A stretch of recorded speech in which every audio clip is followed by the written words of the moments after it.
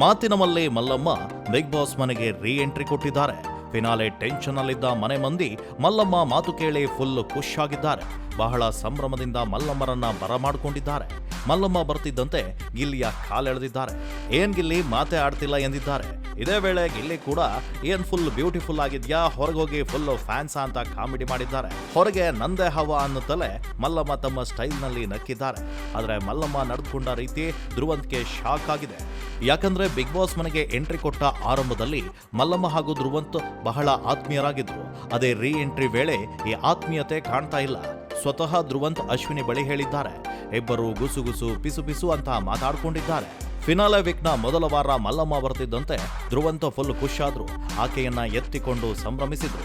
ನಾನು ನಿಮ್ಮನ್ನ ತುಂಬಾ ಮಿಸ್ ಮಾಡ್ಕೊಂಡೆ, ನೀವು ಹೋದ್ಮೇಲೆ ನನಗೆ ಜೋಡಿನೇ ಇರಲಿಲ್ಲ, ಏನೆಲ್ಲ ಆಯ್ತು ಅಂತ ಪ್ರಶ್ನೆಯನ್ನ ಕೇಳಿದ್ದಾರೆ.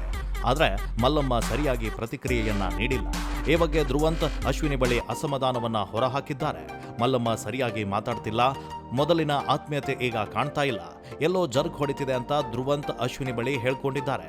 ಇದಕ್ಕೆ ಅಶ್ವಿನಿ ಹೌದೌದು, ಇಲ್ಲಿ ನನಗೆ ನೀನು ನಿನಗೆ ನಾನು ಅಂತ ಹೇಳಿದ್ದಾರೆ. ಅದಾದ ಬಳಿಕ ಸ್ವಿಮ್ಮಿಂಗ್ ಪೂಲ್ನಲ್ಲಿ ಮಲ್ಲಮ್ಮನ ತಲೆ ಮೇಲೆ ನೀರು ಸುರಿಯಲಾಗಿದೆ.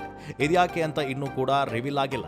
ಇನ್ನೊಂದೆಡೆ ಸ್ಪರ್ಧಿಗಳಿಗೆ ಮಿಡ್ ವೀಕ್ ನಾಮಿನೇಷನ್ ಭಯವಿದ್ದು ಧನುಷ್ ಹೊರತುಪಡಿಸಿ ಎಲ್ಲ ಕಂಟೆಸ್ಟೆಂಟ್ ನಾಮಿನೇಟ್ ಆಗಿದ್ದಾರೆ. ಒಬ್ಬರು ಹೊರಹೋದ ಬಳಿಕ ಯಾರು ಗೆಲ್ಲಬೇಕು ಅಂತ ವೋಟ್ ಹಾಕಬೇಕಾಗಿದೆ. ಆದ್ರೆ ಇದರ ನಡುವೆ ಮಲ್ಲಮ್ಮ ರೀ ಎಂಟ್ರಿ ಮನೆ ಮಂದಿಗೆ ಖುಷಿ ಆದ್ರೆ ಧ್ರುವಂತ್ ಬೇಸರಕ್ಕೆ ಕಾರಣವಾಗಿದೆ. ಹಾಗಾದ್ರೆ ಮಲ್ಲಮ್ಮ ನಿಜವಾಗ್ಲೂ ಧ್ರುವಂತ್ ಮೇಲೆ ಬೇಜಾರಾಗಿದ್ದಾರಾ? ನಿಮ್ಗೇನನ್ಸುತ್ತೆ? ಕಮೆಂಟ್ ಮಾಡಿ ತಿಳಿಸಿ.